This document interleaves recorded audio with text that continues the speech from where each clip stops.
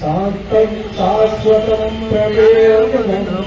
निर्माणशान्तिप्रदं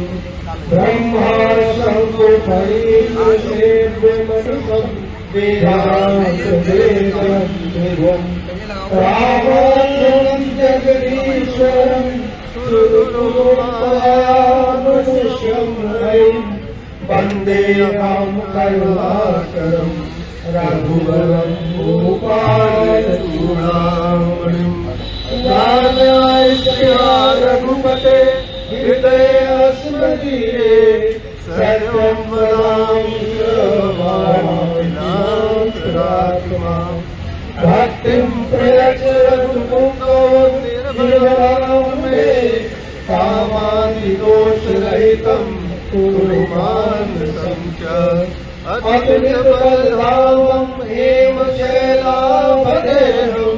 गगनगमनकृशानुं ज्ञानिनाथगणं सकलगुणधारं वाराधीशं रघुपतिप्रियभक्तं वासनार्थं Namami.